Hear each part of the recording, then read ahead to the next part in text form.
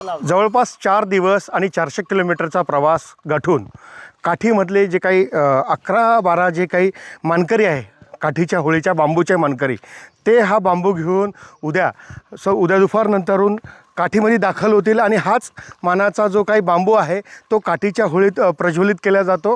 ह्या बांबूची मोठी आस्था असते। हा घेण्यासाठी एक खास परंपरा या ठिकाणी आहे। विशिष्ट म्हणजे 4 दिवसापूर्वी हे लोक गुजरातमध्ये निघतात आणि त्या ठिकाणी सर्वात उंच आणि मनाला पटेल असा छानसा बांबू हे सगळे या ठिकाणचे जे काही बांबूचे मानकरी असतात ते तिथून घेतात आणि जवळपास 400 किलोमीटरचा हा पायी प्रवास आहे। हा ते 4 दिवसात करून हा बांबू आपल्या गावाला नेत असतात। काय या बांबूची प्रथा आहे, कुठून नेमका हा बांबू घेऊन आला आहे, आपण जाणून घेऊया। आपल्यासोबत ह्या बांबूचे जे काही मानाचे धारकरी आहेत, रवी जी आहे आपल्यासोबत। काय म्हणे रवी भाऊ, कुठून हा बांबू आणला आहे, यावर्षी कुठून आणला, किती किलोमीटरचा प्रवास झाला आणि कधी पोहोचणार? हा बांबू आम्ही नामगेहून आणलेला आहे। हा आतापर्यंत आम्हाला 150 आणि 200 किलोमीटरपर्यंत झालेला आहे। अजून 150 किलोमीटर अजून बाकी आहे काठीला जायला आम्हाला।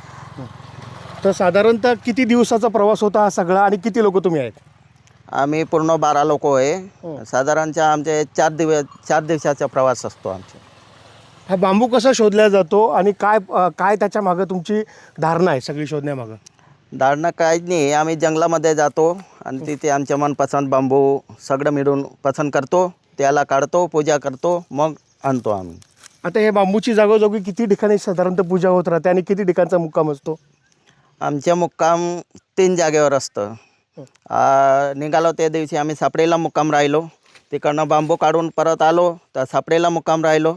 आज आम्ही मोकसला मुक्काम राहणार, मग उद्या आम्ही काठीला रवाना होणार आहे। जवळपास 4 दिवसाचा हा सगळा जाऊन येऊन प्रवास असतो। 12 धारकरी पायपीट करून हा सगळा बांबू काठीला घेऊन जातात आणि हाच मानाचा बांबू काठीच्या राजवाडी होळीमध्ये प्रज्वलित केला जातो। आणि ह्या बांबूला नेण्यासाठी एक विशिष्ट पद्धत आहे, विशिष्ट आहे।